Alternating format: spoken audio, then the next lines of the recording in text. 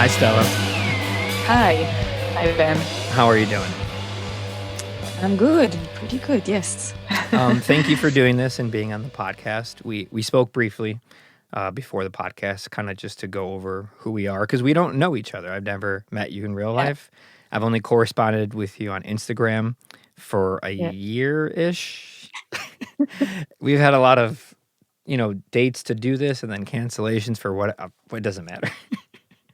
yeah. But we're here But no now. one gave up. No one gave up. No, That's we did not important. give up. Thank you for doing this. And maybe tell the listeners who you are, where you're from, and what you do. Okay. So my name is Stella Got. That's the stage name. I'm a musician and I'm a sound engineer and a music producer. And I lived in Tel Aviv, Israel, until a few months ago, and now I live near Tel Aviv, which for outsider it doesn't really matter, but it's like living outside of New York, Yeah. but close. And I still work in Tel Aviv, and I rehearse and play, uh, and most of my work is there. But I have my home studio now here, so I do stuff that I don't need people I do here, which Hmm. is actually really, really nice. Hmm. And when did you get started with production or music? Like, how old were you? When did that first start for you? Um, I came from uh, like a singer-songwriter. I was always writing music and composing, and and then I think at the beginning of the 20s, I just wanted to have the option to record at home and do like experiments and stuff that I have, in my head. I didn't know that it's called production. I didn't know nothing, but I just, I wanted to try things. And I bought myself uh, a little sound card, like audio device and microphone and everything. And I remember that we didn't have YouTube then, or it was not like, maybe it was existed, but it didn't have all the tutorials and everything. Hmm. So I remember just like going deep into the manuals of of the Cubase and the plugins. And it was all, I just did stuff at home. And as I experienced more and more, like as I had few experiences in recording studios, I just I suddenly realized that, oh, this world exists. Like there are people who understands sound and understands music in a way that I can't even like imagine, and I really wanted to. So I just realized that that's what I want to do, and I started to. It started when I went to a recording studio, like a small recording studio, and I just came to ask for, just I want to be here, ask questions, and just let me to be an intern. Yeah. Hmm. Um, and it rolled from there. And I all the time I did music, and I did music with people and with myself, and kind of on the side I started to take this sound subject more and more seriously. And as I went deeper and deeper to it, it got bigger. Like the passion got bigger, because you go into this world and you realize that it's even bigger than you could imagine. So I just started working in studios, and again with people, being more involved in the production side, also with music that is not mine, like with different artists. Um, And did you have yeah, any traditional training? Did you go to school for anything? I did few courses, like uh, when I after I already worked in a studio as an assistant engineer, so I realized that I have a lot of like missing, a lot of question marks, like and missing points. So I went to like a more theoretical courses, just sound, and um, and then I did, yeah, and I did like I think it was called music technology. It's not a degree; it's like a diploma. Hmm. Um, Certification? yeah, certification. It was a few years back, and it was the only place in Israel. Like it was now we have few things like this, but then it was the only place to learn it, and it wasn't exactly sound. It was more like it was electroacoustic music Hmm. called something like this, and it was more experimental, more into like technology, sensors, Arduino, like modern experimental music. Yeah. Um, so it wasn't exactly sound, but it was actually, I loved it because it completed it. It opened another door for me that was completely closed. So kind of combined all the things that I had and gave me uh, a whole new perspective on things. Hmm. Um, And while you were doing that, you were still playing music and writing songs. yeah, yeah. And It's every time the focus is in something else because you can't do it all the time. yeah, But yeah, absolutely. And did you did you find as you started to learn more about audio sound production, did you find it helpful to your music writing or creating songs, or did you find them to kind of always be separate worlds? very helpful, yes, very helpful. Um, because yeah, I think it helps me to. It doesn't necessarily helps in the writing process, but it helps in making the song. Like it does. Eventually, the whole process is one big process that connects it to each other, like the writing and then pre-production, production, and everything.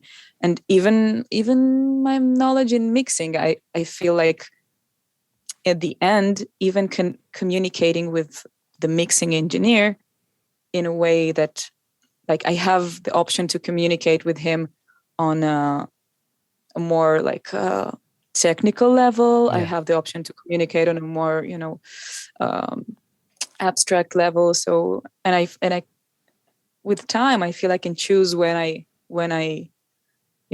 when to use what. Hmm. But I do have these like tools that I can use, Yeah. and they take it out when you need it. Absolutely. It's a kind of a it's hard to explain to those who don't go into production. They stay in one or the other, or even engineers, which is uncommon. I'm not sure if you've experienced this, that engineers who aren't musicians, they don't have experience with music, which is a very Yeah, strange thing to me because being able to relate to a musician on technical things when they have questions like, oh, I don't even know how I want to say this, but you can get there because you know what they're talking about because you have yeah, written and composed music, or even such the emotional things, knowing what it's like to sit there and write a song, late at night in your room, and then you finally have the guts to go out there and record it. To have an engineer that can relate to what that feeling is and have patience with you, tell you it's okay, calm you down, because a lot of musicians go through a very emotional roller coaster when recording. yeah, They're putting their heart out there and lyrics and things that were very important to them, sad things maybe. So you almost become like a therapist, like a musical. exactly. You know what I'm talking about.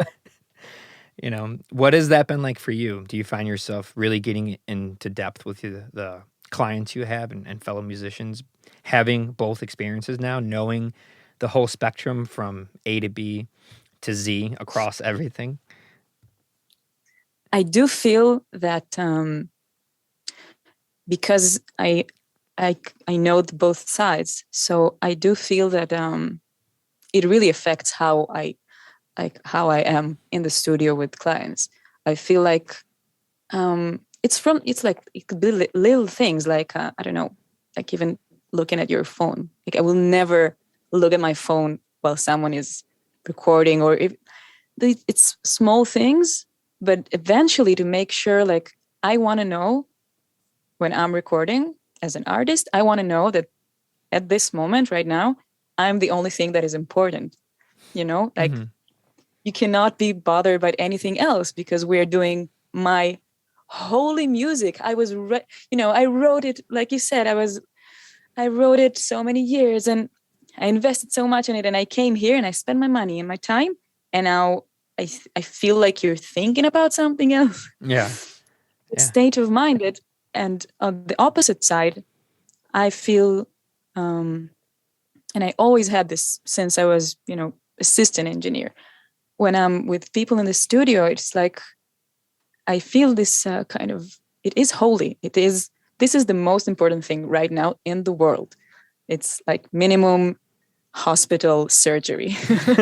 This is the only thing that is important, and all the focus is right here, right now. And it's not, it doesn't mean that it's all like stressed. The opposite, it could be super loose and everything, but we're here right now doing a very important thing. And I feel that knowing the other side is definitely giving me, I always have, I always not think about it, but I have it in mind somehow. Yeah. And also, I always, sometimes there are people come and record and they don't have producers, like all kinds of situations where sometimes I feel that people want me to say something, to say I find they want me to say something about anything, like it could be about the recording, but it could be also about the production or even the writing.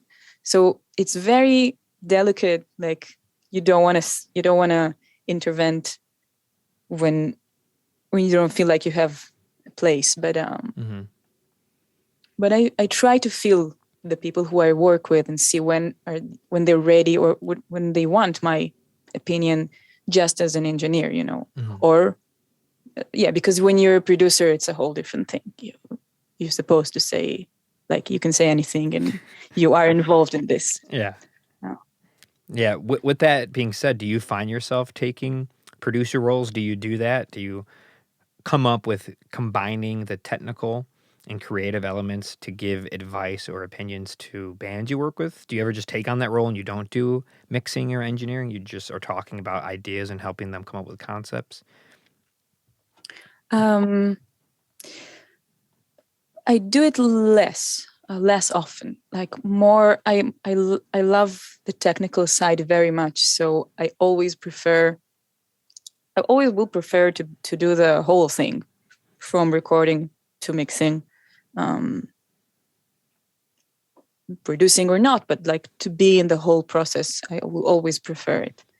And sometimes I'm just recording engineer, and then the question is how people want me to be involved, like at this session. Yeah. Some sessions you can just tell they just want you to capture their sound, and like that's it. And sometimes you can tell when they're leaning over you, asking you, "So, what do you think here? Do you have any ideas about this?" And then you start to, once they open up that door, you start ringing like, "Actually, I was thinking maybe you should try this and pan that here and drop it out, and we could filter it out during the bridge and maybe have a bunch of harmonies." And then they're like, "Oh wow, that's great." Yeah. Do you ever do this? It's a fun trick I like to do, where you come up with an idea while you're listening to something and you don't tell the band and you do it, and then you go, "Hear me out. Just let me know what you think of this." And you do, 9 times out of 10 it works, because you like blow their mind because they were never thinking of doing this one thing in that place. Do you ever do that? Yeah, definitely. I have few memories of exactly moments like this, where it was either, wow, amazing, either, no, just undo. Yeah, and you go, "It's okay, just Command Z like 50 times," what I just did for the last 30 minutes while you were tracking, and I was just daydreaming about ideas, but it's okay. Yeah, but that's the art of it. That it's a very technical endeavor, a very technical job or hobby for some people, but it comes with so much creativity. You're using technology to cultivate and shape and capture, the acoustics of the world. It's a very beautiful art form that, we're very fortunate to have the last 120 years. It was not around for long. And sometimes I think about that. Like, we only were just listening to music as it happened, and then the moment's gone. It's the same thing with video, same thing with photography. It's so beautiful we can capture things now. Even this, like Yeah. there's no world where I'm able to talk to someone thousands and thousands of miles away in real time with high quality audio and video. Yeah, That's it's very crazy. What studio do you work at? I'm assuming you do stuff at your house, like you said, you have a studio there, but then you probably work at different studios. Yeah, I have my main place is a place I opened together with there is a Israeli musician called Assaf Amdursky, and he opened up he was planning to open up a studio, and we met, and he decided that I'm gonna be his like main like house engineer. So we built it 5 years ago already. Yeah, 5 years ago. And this is my like it at the beginning it was more his place, and all the productions and everything that we did there was related to him and his projects. But slowly we opened it up for like it is a public studio, so I get to record all kinds of things there, and I love to work there because I know it. I know the studio for 4 years, and I built it, so I love it. And did you have the role of like kind of picking out gear, coming up with? Yeah, Yeah. yeah. What are some of your go-to microphones and why? We don't have a lot, which is kind of sometimes it annoys me that there are not a lot of microphones. I would want to choose from many, and we are growing all the time. But it's also interesting because this, like any limitations, it could be good. Yeah. It teaches you, to be precise, and there is a Sony C38B, or the opposite C38 B38C, a vintage microphone that I just love. It's amazing on vocals and on percussion, and as a room mic, it's just at the moment my favorite. Sometimes there's that one microphone that can kind of do everything. Yep. Yeah, and it's usually some type of unique large diaphragm condenser mic. Like the classic AKG 414. It's kind of like kind of can do anything with it. I've seen it on toms, I've seen it on snare, I've seen it on bass, guitar, vocals, trumpet, everything. Yeah. And you right now you're using the Sennheiser 441, which I don't have one, but I've always wanted one.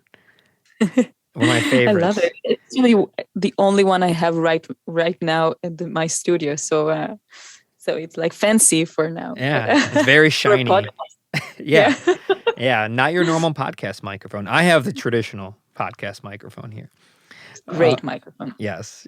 Well, surprising one. Before the last 5 years of podcasts getting so big and everyone associating this with like the podcast microphone, I only ever knew it as the Michael Jackson Thriller microphone. Like I never thought of it. This is what he sang on the SM7. Really? Yeah. And I never thought of it as like a podcast broadcasting microphone, but now it's so famous for podcasting, Yeah. Would you like? It's amazing. Yeah. Yeah, no, it's a great, for its price, it's a phenomenal microphone. It's kind of unreal how nice dynamic microphones have gotten. You could fool people thinking that they're singing or talking into a condenser microphone. Which I don't understand how they've gotten that good, but I'm grateful for it. Have you ever done production work with audio outside of Tel Aviv or outside of Israel?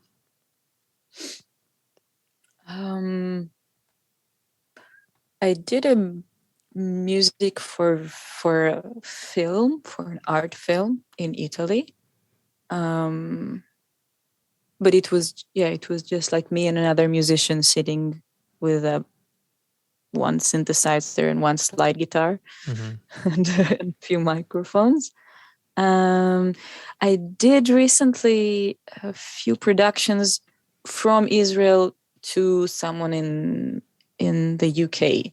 It was interesting. It was during the Corona time. It was just the beginning, and everything was, on Zoom, and it was a very nice experience. I mean, felt like at the beginning it was weird to, you're producing something to someone that you never met. Hmm.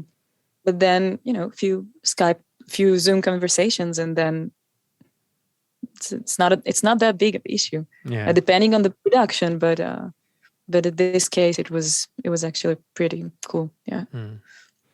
And so so you haven't left Tel Aviv besides those two things to do production?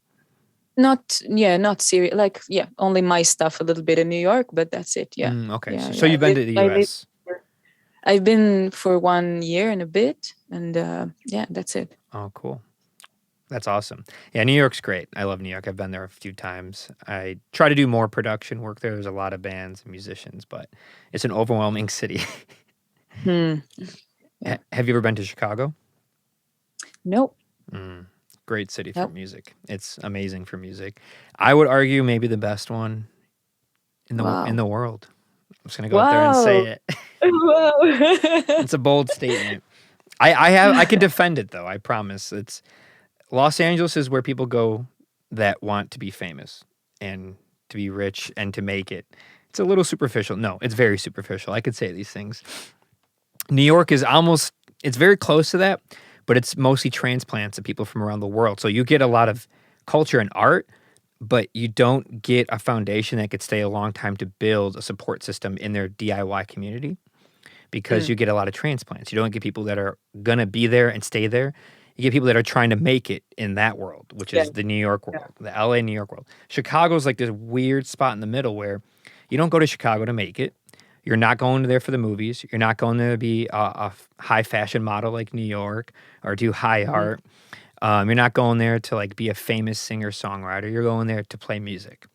And with the layout of the city, not having like desert or mountains, no objects in the way, it's easy for musicians to travel as a great public transportation system. So as a young college student, it's very easy to navigate, and it's more affordable because it doesn't have the prestige of New York and Los Angeles. And then you couple that with all the universities and art schools. It's very much known for universities and art schools. You get this huge wave of new minds every year, 18, 19-year-old freshmen coming in from around the world because it's, internationally attractive for academia. So you put that all together with, again, the layout of the neighborhoods, how affordable they are. The streets are very easy to navigate. New York's very hard to navigate. It's hard to get around. You can't just hop from neighborhood to neighborhood without biking. But if it's the winter, what do you do? In Chicago, it's very easy to navigate. And it just doesn't have that superficial feel to it. So, and then it has a wide variety of the classic jazz and blues that's known for. But then it has country and folk and house music, hip hop, jazz, indie rock, R&B, electronica, art rock You want to scenes. go there like now? You would like it a lot. You should come here. If you ever came here, I could definitely recommend plenty of places to go see shows, music, even studios. I could tell you to go to. Like I have a lot of friends who have studios in Chicago. It's a really sweet city for that.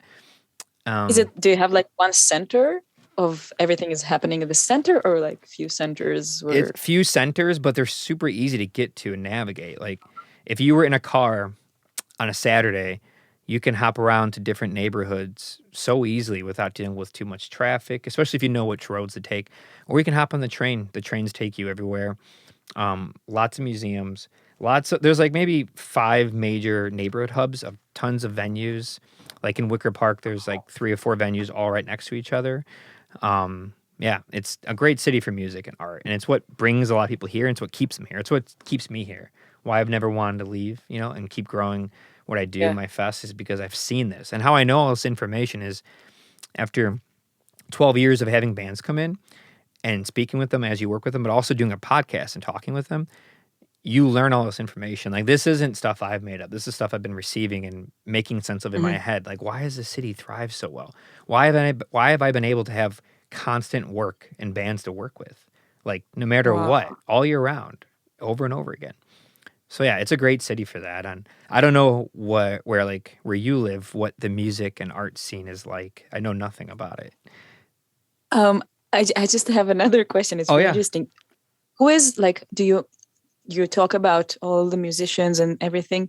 But I'm interested in who is the consumer of, like, who do people go and fill all these venues and shows every night and Yeah, that's a great listen to question. these new bands and It's all over the place. I've played shows some nights where it's a Tuesday night and it just so happens to be really hot out and, 5 people come to the show because it's just that way. But there's so many venues and there's so many bodies. There's so many people again who are here in these art communities, come here for school, for job opportunities, not just education, but even working at university. So it brings in a lot of minded people everywhere. And the venues, I've been to shows, these small venues that fill up. I used to have shows here at my house. They would fill up. The festivals, there's festivals everywhere, street fairs and festivals. A lot of breweries and beer companies put on festivals. We have Lollapalooza, which is huge. Pitchfork, which is big. Riot Fest, which is big. Hopefully DZ Fest in the city, which I hope to be big. And a lot of other ones, to be honest. And jazz culture is very beautiful here. The hip hop and house music community and rap community is massive here. Like famous people, obviously, like Kanye West, Chance the Rapper, Common, Lupe Fiasco, bring a lot of hip hop culture here and support it too. And it's really cool to see. And after doing this for so long, I'm sure you've had a similar experience. You start off in very few genres when you're young doing audio production or playing in bands. You stay in your circle. And it's just natural. It's not that you're not into other music. It's just you're ignorant to other things. And then the more bands come in, before you know it, you start liking music you never thought you'd ever listen to. You're like, I never thought I'd listen to like folk bluegrass music.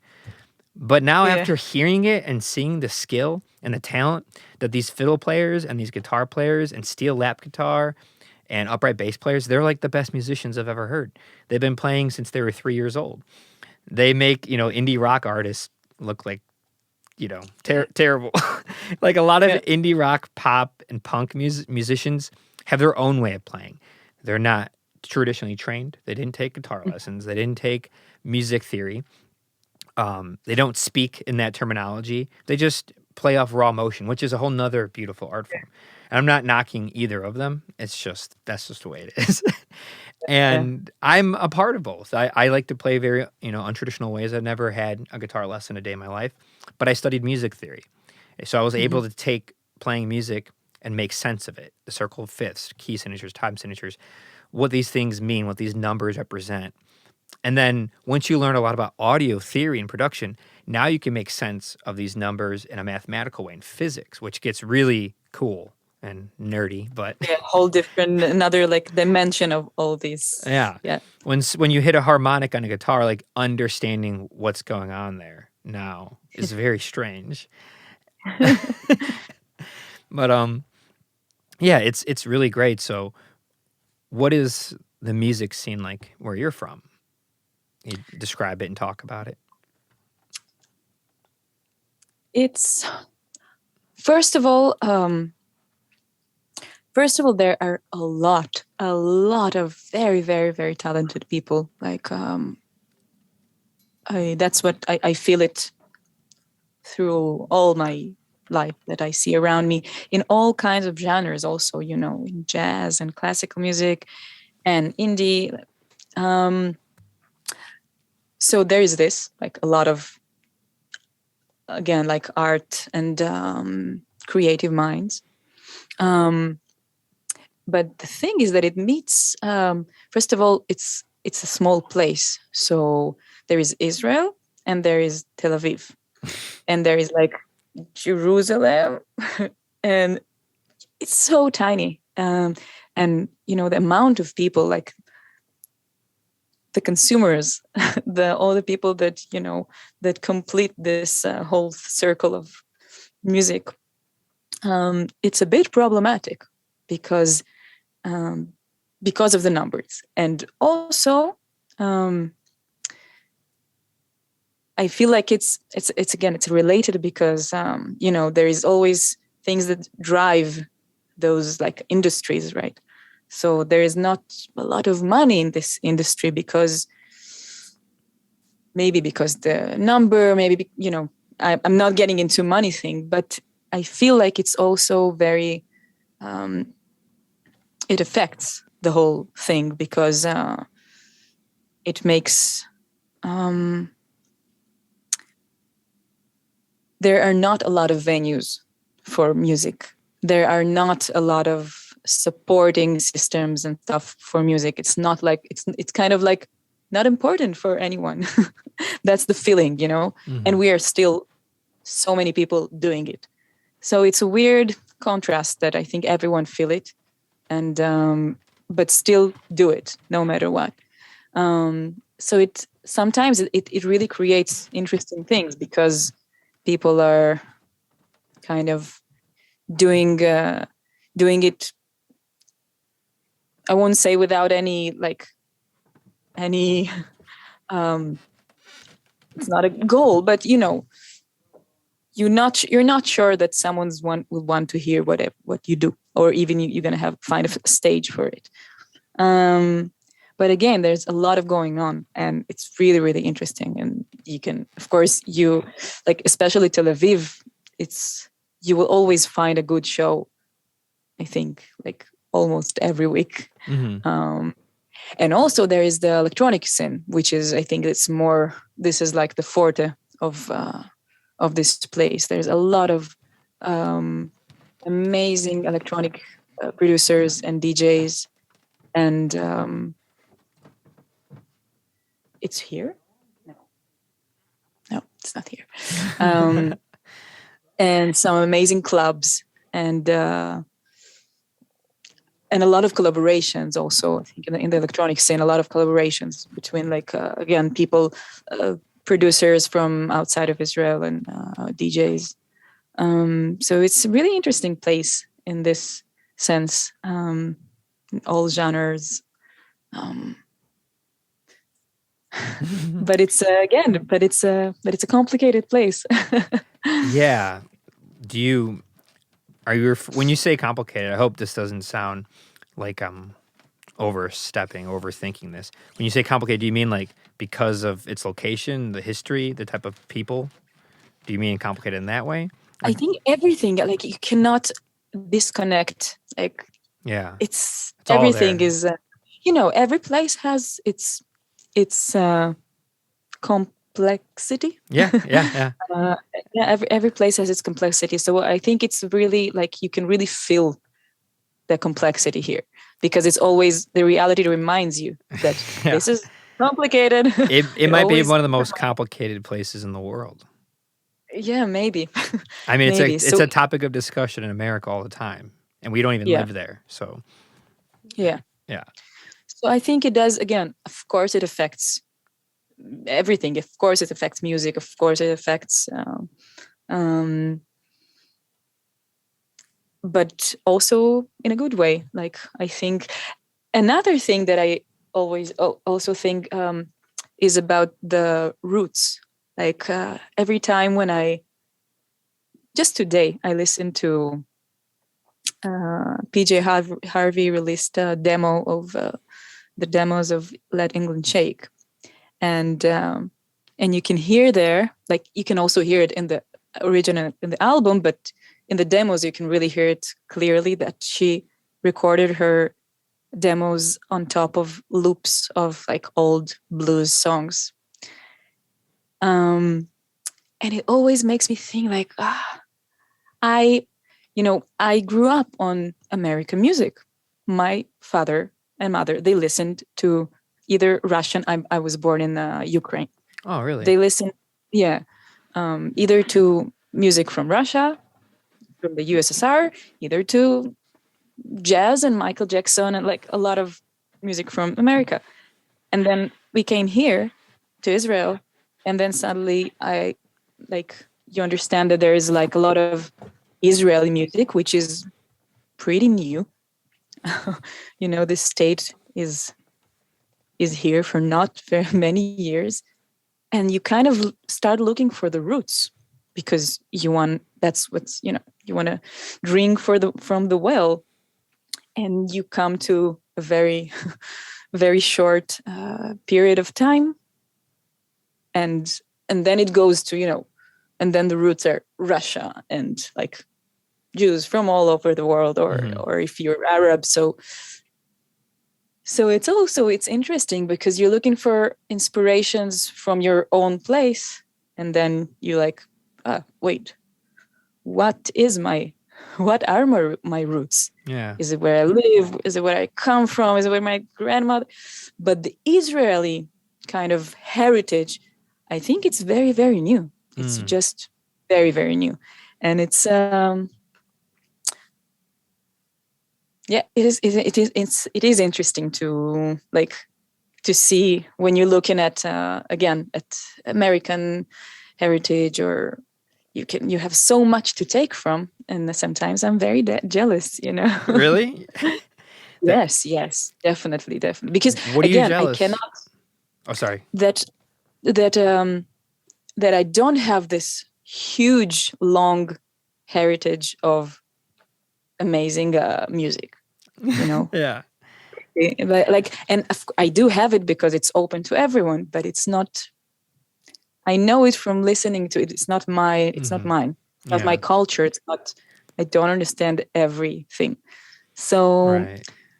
So we're kind of in the beginning of building Israeli music. It's really, I feel like it's still the beginning. Yeah, that's so fascinating, and I never really thought about that.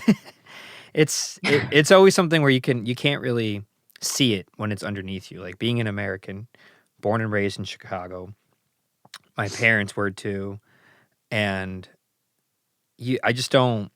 It's weird. Like America, you start to get tired of it.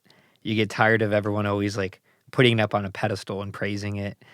When you're here and you see the problems that we have here, you almost feel guilty. Like the world loves this country, and any immigrant I meet that comes here, almost all of them praise it. They're like, "We came here because this is the best country in the world."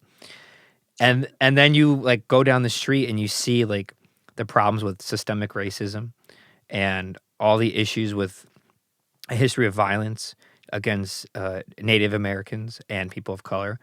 And you're just like, how could this country be so great if they treat people like this? And the food and the art and the music and the culture and the fashion these people brought to us that everybody now is a part of. And yet they're still oppressed. And there's a lot of deep, old rooted issues for hundreds of years. So when I see other countries that have like, I know Israel as a country has had many ups and downs and changes, but like that land, it's ancient. Like it's truly ancient. Like some people have been there for thousands of years, like some of the beginning of modern civilization in that region. Yeah. So when you're in America, you're like, Chicago's been here for like 200 years. That's it. Yeah. You start to like, I wish I was in a place that had an older culture, but Wow. but then you realize old cultures just come with a lot more older problems, a lot more war and controversy for just longer durations of time. That's it.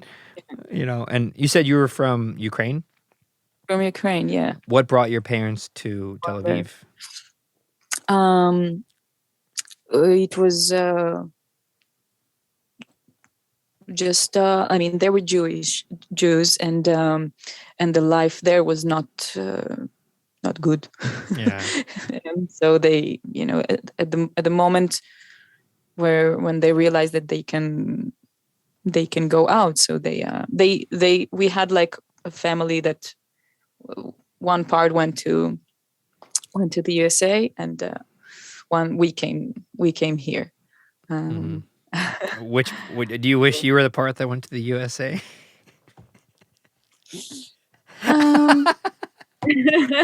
No. Long pause.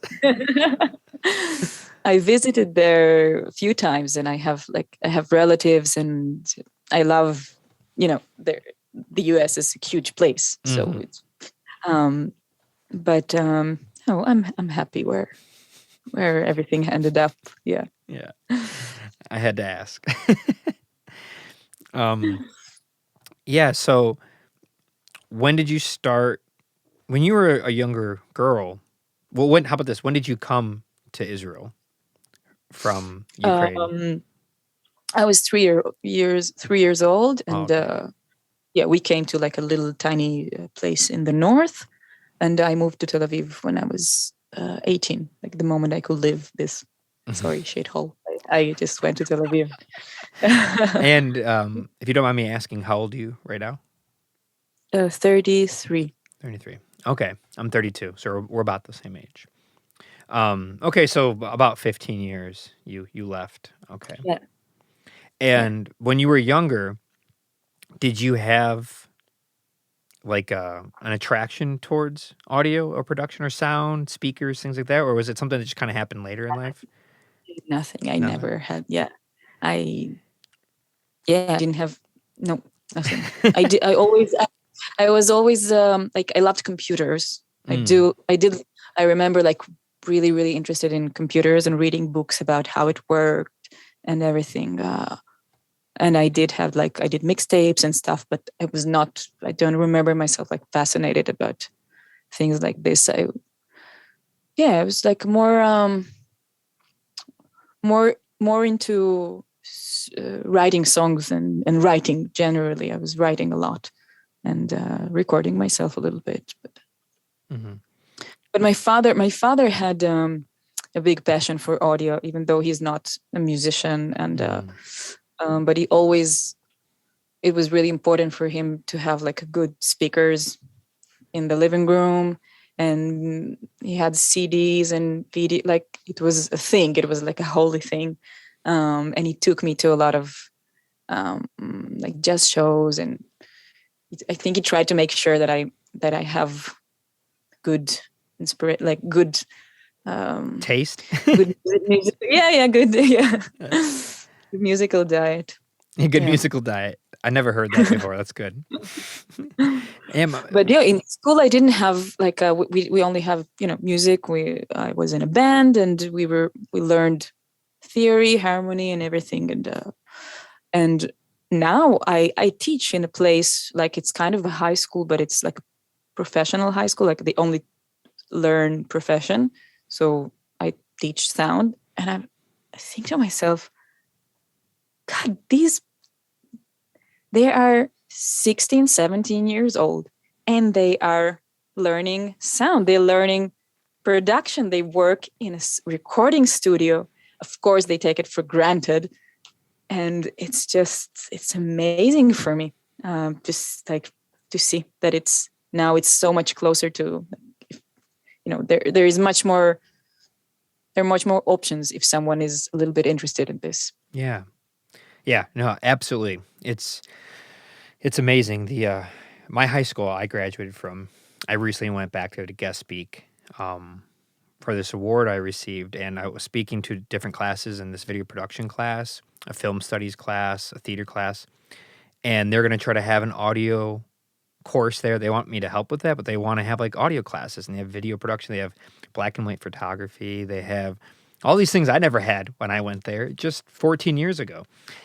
And I was kind of jealous. I'm just sitting like, I would have loved this. Like, this is what I needed. I didn't care about chemistry. I mean, I do, but not really. Like, it's fascinating, but it's not my passion, I know it's necessary, but it's not my passion. I didn't care about, a lot of these classes. I wanted to do creative stuff. And so I'm really grateful that students have it, but part of me gets a little jealous. But I'm glad that... What were you saying? Sorry. No, go ahead. No, I always think to myself that like, if I would had it in the when I was younger, I could be so much better right now. Like I always had this thought that people, they start early, but it turned out the way it did, Yeah, you are who you are because of this. Exactly. And as I think we both know, just because a kid has access to it at a certain age doesn't always mean it's going to mean a lot to them. When it comes to certain creative endeavors, I think it might take some life experience or some struggles, Microphones are not cheap. Speakers are not cheap. So when you are 18, 19, 20, maybe working or going to school, and you're researching on YouTube and Google what to buy and why, and you save up, the $900 for that $441, it means a lot more than if you were just using it willy-nilly in a classroom that the school paid for, and it doesn't really... You have no idea the significance of these microphones and the preamps and the speakers and the cables, how expensive and time-consuming it is to acquire all these things. So it sometimes almost seems like a more mature endeavor because of the amount of knowledge, skill, and financial circumstances you have to kind of be in to have this equipment. It's not cheap, you know. Yeah. Yeah. So I think a great place for kids to start is that obsession with like a sound system. Like have mom and dad just have a cool sound system in the living room. You know, like classic big speakers, 15-inch subwoofers, 6-disc CD changers, no Bluetooth, no Bluetooth. How do you feel about Bluetooth? I can't stand Bluetooth, but I've learned too much. That's why. I don't use it. I mean, I just don't use it. Yes. All right. No reason. No. You know why you don't use it. It sounds bad. It No, I sounds mean, there's no reason to use it. all right. Well, we just became much better friends. I'm glad. It's hard to explain to people. I'm like, I don't want to get into the technical details. You might not even care, but you don't need to use it. Bluetooth has become a very popular thing. And I don't know why. Yeah. It really destroys the audio quality. You know, audio quality is already okay through streaming services. And then you do that. I don't know. Yeah, I just had a friend who is not a musician, but he was like really interested in like choosing the streaming services that he's going to use. So he checked everything and he told me like, yeah, so I decided to go on iTunes, like Apple. Yeah, they have this high resolution and la. And he spoke to me about this. And I'm like, great. And which speakers do you use? Yeah. He's like, Bluetooth headphone. Oh, so this conversation is just not, doesn't matter. Yeah. That's so funny that you had that conversation. I just had one with my friend yesterday, and he's texting me and he's like, hey, should I get Tidal? Should I get Tidal Premium or Tidal Masters? And I'm like, well, yes, depending on what you're doing.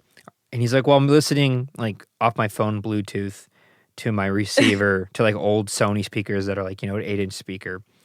And I'm like, I mean, if you plugged your phone directly in and used, you know, Tidal Premium, you'd probably notice a difference. But until you have a full range sound system, maybe with a better preamp and power amp, you might not fully notice it, but definitely bypassing Bluetooth is a start. Like you will notice that on pretty much any sound system is bypassing Bluetooth. Just in the dynamic range of the frequency response alone and the amplitude change. It gets a lot louder, a lot more clear, and a lot more response on attack and decay. It's a lot cleaner with that. But I don't know. Now I'm nerding out. Most people have no idea. Yeah. Where was I? Nerding out. So when you were younger, when did you start playing music? I learned piano when I was 6, and then I asked to learn the guitar, and I wanted to learn, like I wanted to play electric guitar. Like I think I heard Jimi Hendrix and Steve Vai, and they told me, no, you're gonna learn a classical guitar before. Like Russian parents, like everything has its time. So I had to learn classical guitar, which I ended up love, and I did like I really loved playing classical guitar. But then I started to play the electric guitar, but my teacher didn't allow me. Like he was again this Russian teacher, and he would not allow me to. He would not teach me. So like the electric guitar, so I would just learn it at home and take out solos and stuff. And I think it taught me a lot to do this by myself. And so I started to play the electric guitar, and I wrote songs all the time. So when I was in high school, I had like a band, and we were somehow the only band in high school. I don't know how, maybe just a small high school, but we were like the only band, and people still remember it. And we did some covers and some of my songs, which were very, very depressing, but it was like all funk and rock and roll. So it was, so people somehow like danced to a very depressing lyrics. And I just didn't stop since then. I mean, I since I came to Tel Aviv, so I always kept. I love working with people. I really, really love working with people, and I always found a partner to work on, like, different projects. And yeah, there was a time when I felt like I might, maybe I'm working with people because I don't know how to work alone, or, stuff that you think that you want to break your own boundaries. And now I just realized now that I just really love working with people. I can choose working alone. And again, the process is so like, there are so many stages in the process. You can choose when to combine other people and how. And also, I think that with time, I'm more and more, I realized, like, when I was younger, I think I was more afraid that if someone will come in, they will take me to another place, which I didn't want to, because maybe I was not sure, what do I want? But again, I think that the experience just taught me that just to trust myself. And then when you work with someone, you're not afraid to let him in and still keep your vision and your ideas. Mm-hmm.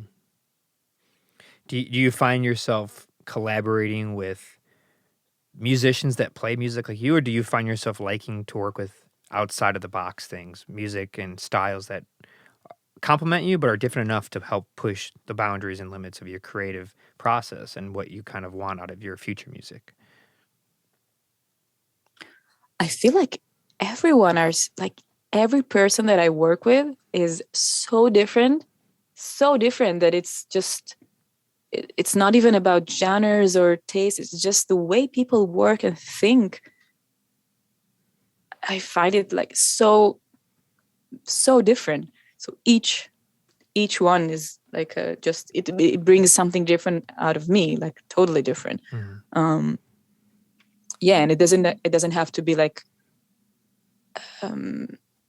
someone from a totally different genre that is not my, like, it could be people who have the same tastes, but they think so differently, and the creative process is so different, so it brings out totally different things. Mm-hmm. Do you yeah, that makes perfect sense. Do you produce your own music, or do you just write, make the songs, have the instruments, and then you have other people kind of, well, maybe not produce, but engineer and mix? Or do you do that, or do you let other people do it that you know and trust? So in my first solo album, I co-produced it with someone, and he mixed it. So yeah, the production was like together, and we did a lot of experimenting. It was a very experimental album. And he kind of he opened, like, it was a conversation. It was very a conversation. It was not like hi, I want you to produce me, this is what I have.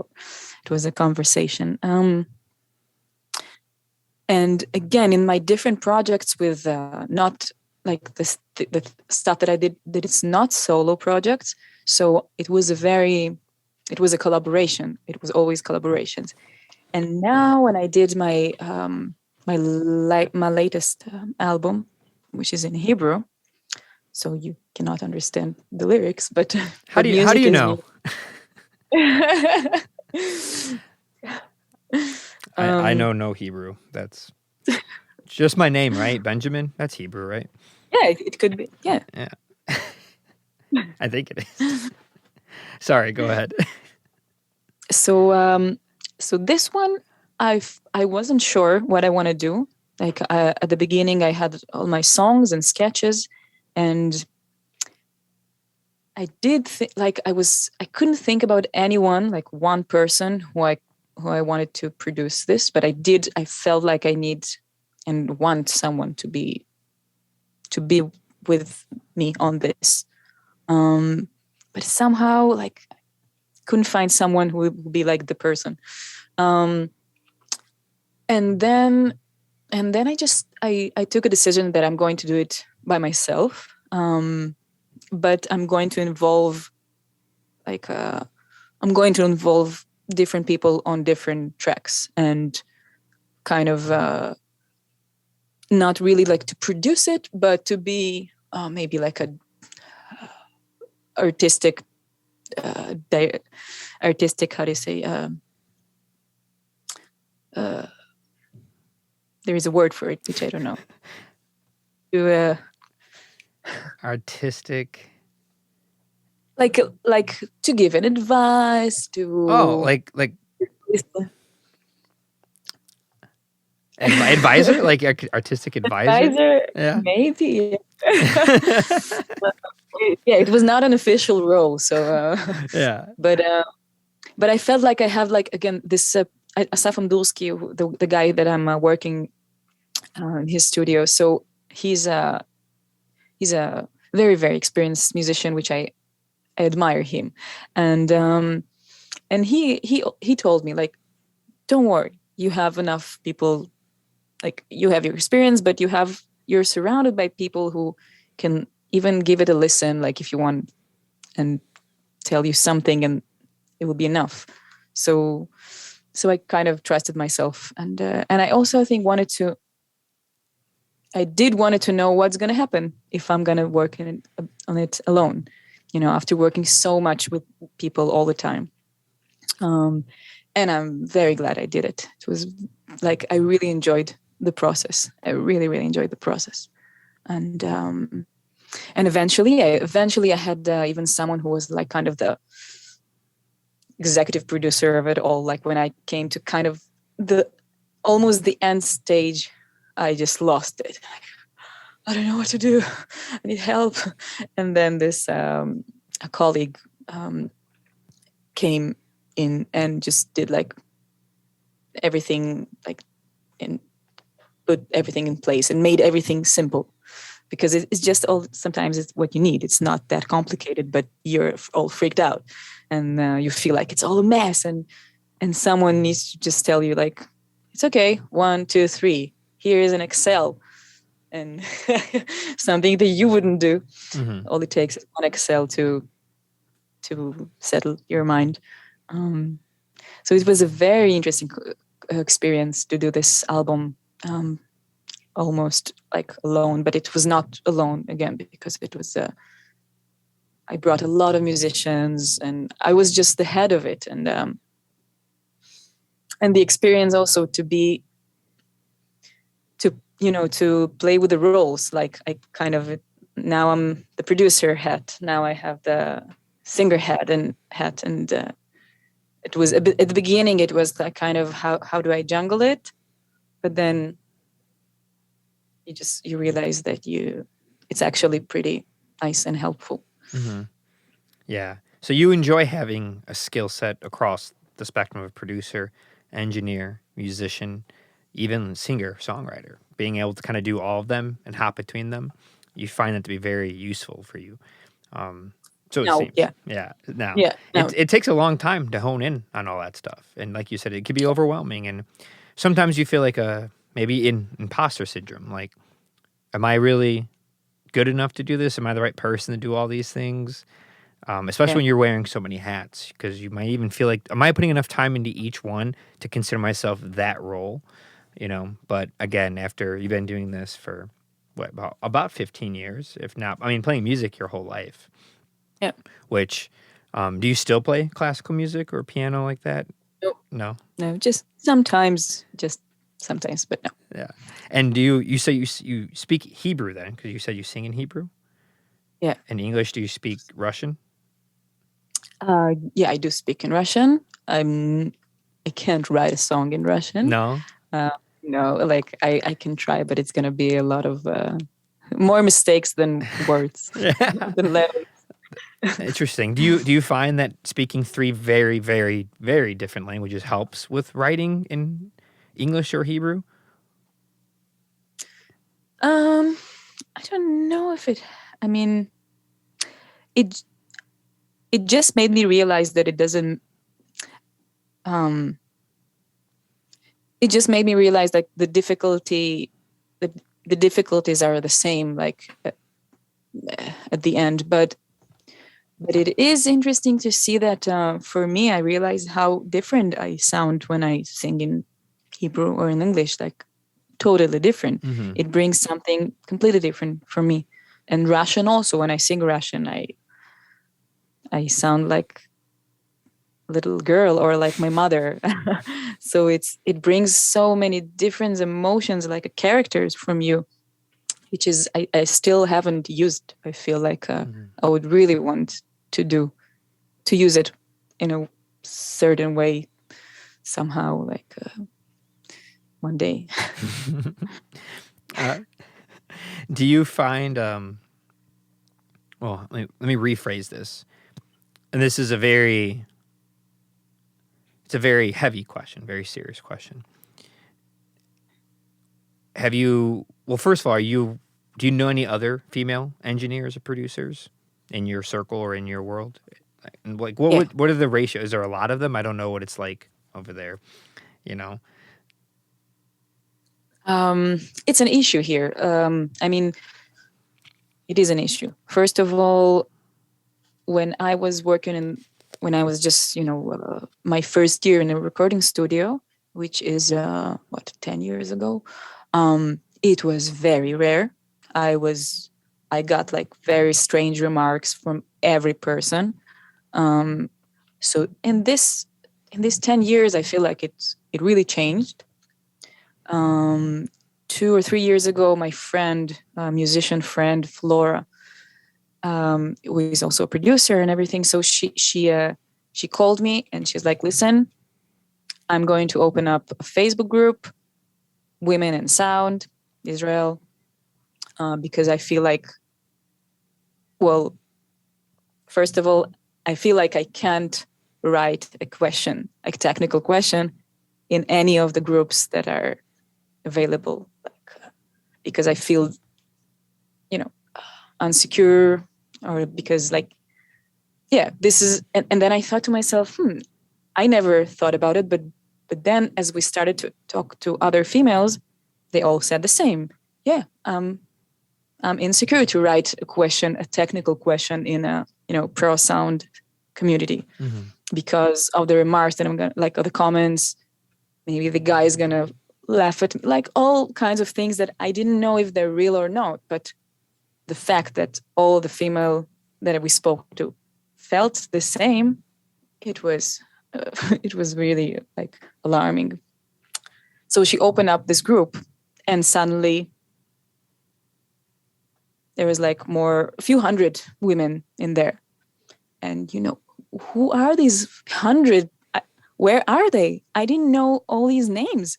And I realized that I have female engineers and producers like across the street, right here in big studios. It's not like sitting in their homes, in big studios. So we realized that there is a problem of, I don't know, of the spotlight, or like they're not seen. They're not in the lists. They're not being called when a producer is needed. And I find it I find it difficult for myself when I'm looking sometimes for, I was looking for producer for a show that I did. You have one female over 20 names, 20 male names. So you wouldn't choose her just because she's female. You're looking for someone who's good. So it is difficult,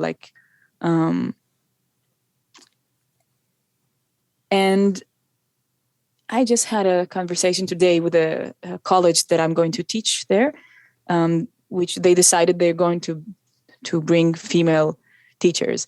And like, how many do you have now? None. No, sorry, they have one who is like a DJ course teacher. It's a whole production department and just one female teacher. And I couldn't believe this. And I know personally so many. So, and there is like, you understand that people already understand this. They want to make this change, but it's just taking so long. It's just taking so long.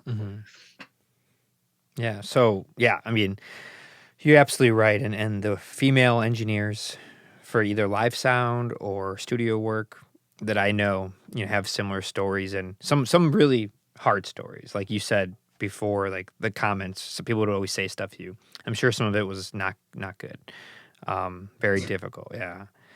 And which just blows my mind. I mean, I can't understand it. My mind doesn't go there. Maybe it's because I've always been around like women who work and are a part of life, just like everyone should be, and I don't think much of it. I think it's healthy to switch off that ego where you think like, I'm a man, I need to know more or have the answer, and just see people as people. And if someone is qualified, they're qualified. It should not matter anything. Anything else should not matter. So yeah, I'm sure it's been hard. And I mean, I don't know what the male female dynamic is like in Israel in general, in your society, in everyday life, the cultural differences. In America, it's a lot better, but there's still some old school thinking, depending on where you are. It's a very big country. If you're in a major city, most people are like forward thinking and on the cutting edge of like equal rights, equality. But if you go to rural areas and go out into the country, it's very, very different. So where you live, for men and women, not just in audio, but in general, what's the dynamic like? Is it still very traditional? Is it more liberal? Is it more forward thinking of equality with men and women? Just asking out of curiosity.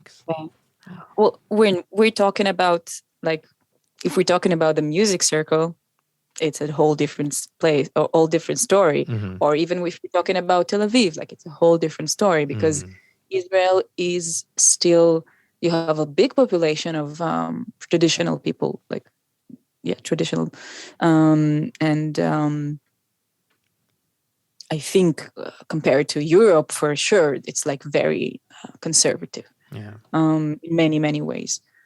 But again, we're artists and we're a small circle, and in Tel Aviv even more. Again, there's music all around the country, right? It's just the Tel Aviv is the center, and again, like every other center, it's more liberal, it's more happening, it's more open. You see more cases of everything. I don't think the dynamic is different from what or it's just 2022.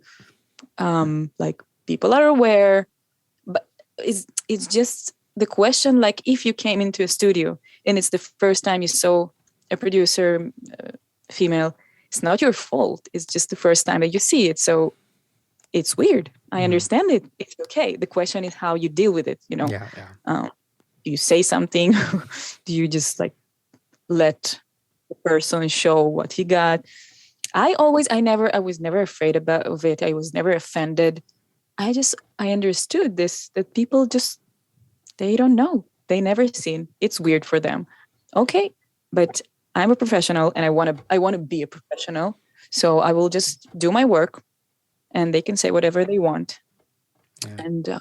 And I feel like, I also worked with people that are religious and people that are much older, this is, I think, the most problematic, because the younger generation, okay, but the older, they still have their conservative ways of thinking. And that's where I feel like I put my ego aside. I'm not going to be offended about, like, I try to make fun of it and try to make them understand that they are the ones who are not like, you are old news. Trying to make my good work, just just do a good job, and they will understand that they're working with a professional. She's a woman. Okay. I always say that the like you said at the beginning of our conversation, that role modeling is like I think is the best way to just be there, to be out there, I wouldn't say like cry about it. I'm not saying that like people who talk about women in Saudi cry. No, but just be there and do it. And and it will show itself, Yeah. And I think that it is very important to, in any way, to support the spotlight on women that are in this industry, because they're there, they're just not seen from a reason that I still don't really understand. Yeah. No, I absolutely agree, Stella. And I also don't understand it, but I know it when I see it, and that's why I do my best to do my part. I have a profession, I have a career, I have jobs, and I have a place where I could shed light on others that do similar things that maybe don't get as much notoriety because they might be women. And that's why, a reason why I wanted to reach out to you and have you speak was part of that, not just solely that, but to show like this is a professional, different part of the world, different culture, but does good work, does her job, is recognized by it. You said you're going to teach, which is amazing. Good for you. What school? What's it called? Rimon. Say that again. Rimon. Limon. And which is great. And we need more of that. We need more female educators in technical skills, technical backgrounds, creative endeavors, because that also shows the next generation. If you're in that class and there's one or two or three or four women, they get to see that, and then the men get to see it, and that's another thing too. It's not just inspiring women. You have to also inspire men to think better about their decisions, their habits, to understand and sometimes undo what they learned. Yeah, It's not every man is toxic and out there to be malicious. Sometimes they're just young enough, naive enough, and they had a wrong influence. They learned something the wrong way. And you might have to just explain it to them and have them relearn how you should say something or think about something. And I've had to do that too. Like, I'm 32. This epiphany doesn't just happen overnight. It takes a long time of seeing better male and female role models in your life, setting the example of how you should treat each other, instead of just assuming that everyone that's a man is a pig. It's like, I've met some of them. Yes, some are, and some need a lot of work to be done, but some aren't, and they're just misunderstood. They don't really understand their words and their actions and how they affect somebody. But yeah, it's very important to have more women in these roles because they're there. Like, there's plenty of them. It's just like you said, their name's not on the list. Their photos not being promoted on that social media. Whatever it is, they're just not getting as much of the equal share. But I think that's definitely been changing, and I think the generation of us and the people coming underneath us are gonna have a much better go at it, much better life with it. Yeah. So what are some of the things that you're working on now? Anything you want to share or talk about? I'm working on two projects. I'm doing one EP with a Israeli musician called Adam Sheflan, which it's in English after one album, after one Hebrew album. I'm really happy to deal again with English writing. And actually, there are a lot of inspirations from country music. Like he's really into country and Americana, and I find myself in the past few months listening to a lot of country music. What kind do you like? What years? What eras? What musicians? A little bit like. Actually, mostly like more new stuff, more maybe it's like not hardcore, but Emmylou Harris and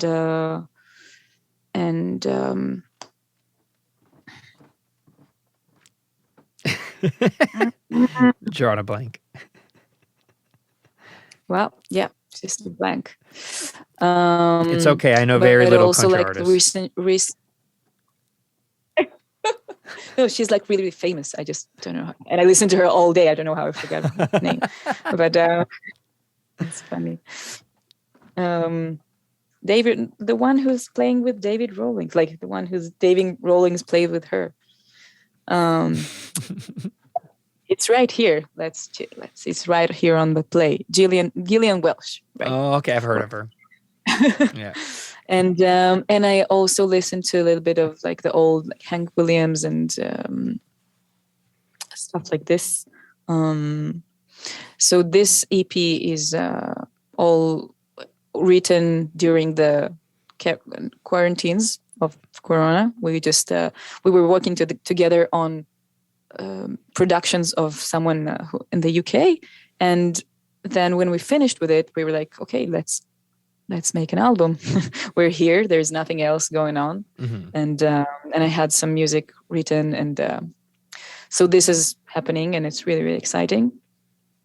And it's going to be like a very live album, which really excites me too because I haven't done this a lot.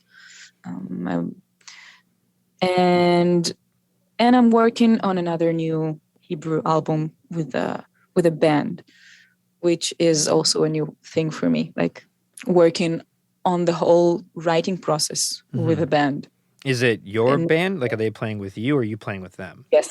yes, my band. They came to me, and What do you they call it? Is it still just like Stella Got, but just underneath your name? yeah. Okay. So is this 5? How many records do you have to your name? One English, one Hebrew, And then you're and working then another one? and now another So it'll be 3?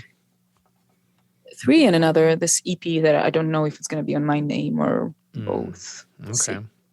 And then hopefully one in Russian one day.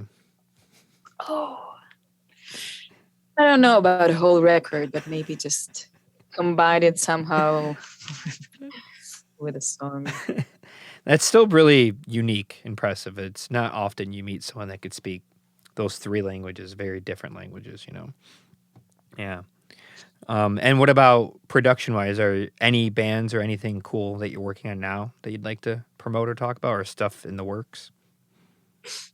I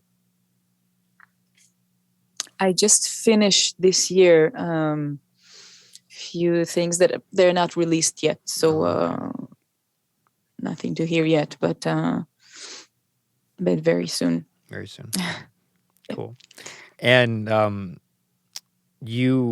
so do you mostly play music in the evening, and then you are an engineer during the day, like Monday through Friday? Is that kind of how you balance it? Much mixed. Very mixed. Very mixed, all over the place. But no, yeah, I do love. I do play much more in the evenings. Yes, more. Yeah, if I will mix, I will do it on the morning, like in the morning. All the technical stuff are in the morning. Yeah, when the brain can think and be clear. Yeah. I have a hard time. When I was younger, I'm sure you did the same thing. I would work mix like at any time of the day. And now it's like, no. It has to be between like 10 a.m. and like 6 p.m. Otherwise, I can't do it. I don't know why. Yeah, I also feel like I with mixing, I feel like it's like if it's the first, the first session, especially, I feel like it's I have to come fresh to it, like like not even like a show, because when you come to a show, it's evening and you already after a sound check and you're tired and you had a drink. But with mixing, like it's a whole different performance. But it is like I have to come to it like focus with my mornings, Coffee. with my morning edge. Yeah. I feel like coffee is necessary for these types of careers. You have to. I actually just had a rehab from coffee. I don't drink coffee anymore. Why is that? Yeah. It was that bad, huh? It was bad. I used to, like you said, coffee all day, but it was also with cigarettes, and I stopped smoking. I'm all healthy now. Oh, you're healthy now? Why do you need coffee if you don't have a cigarette? Like the movie Coffee and Cigarettes. Yeah.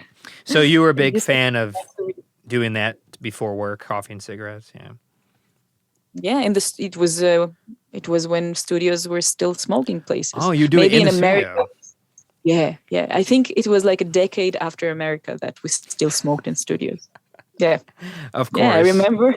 I remember it. Yeah. Yeah, we stopped in 2008. Most of, or at least Illinois did, the state I live in, but most states stopped back then, which I'm so glad.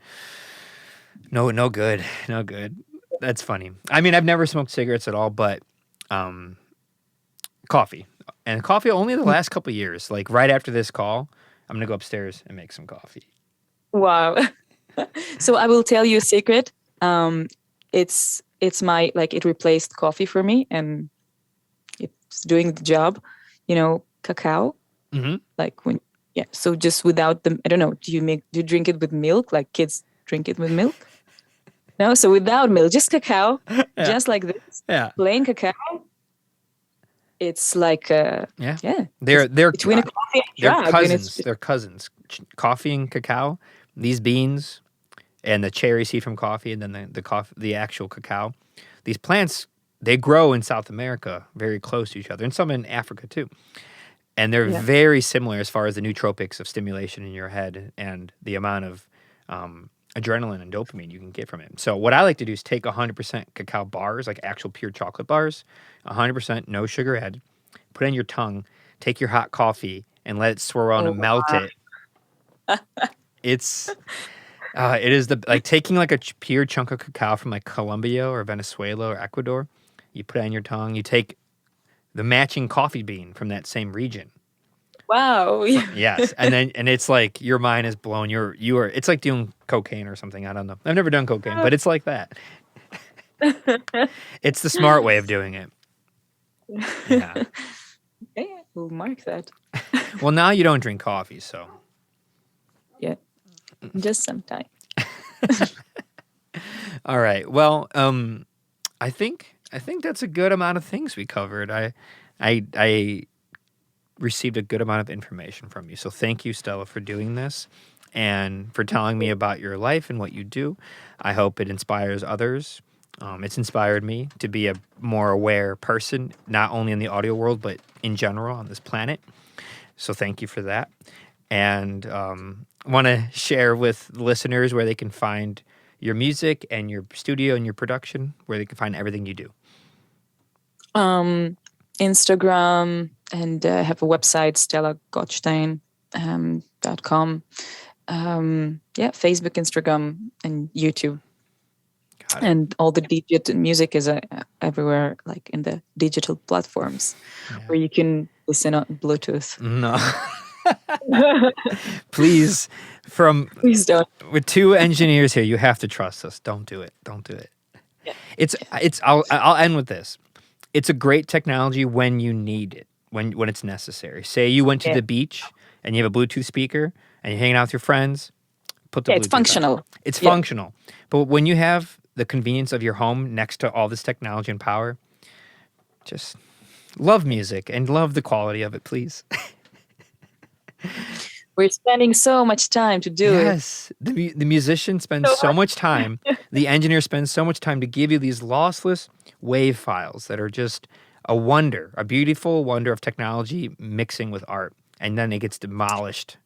And the information that you miss, I think it's a lot of important information. Don't believe that it's not important. It is important information. It is. Every bit and every byte and every 0 and 1 is necessary. Okay. Thank you so much for inviting me. It was really, really fun talking to you. Yes. Interesting. Thank you. Likewise, very interesting to hear your story and to talk with you. It's been very helpful, so thank you, Stella. And I appreciate you being here, and hopefully we'll talk soon.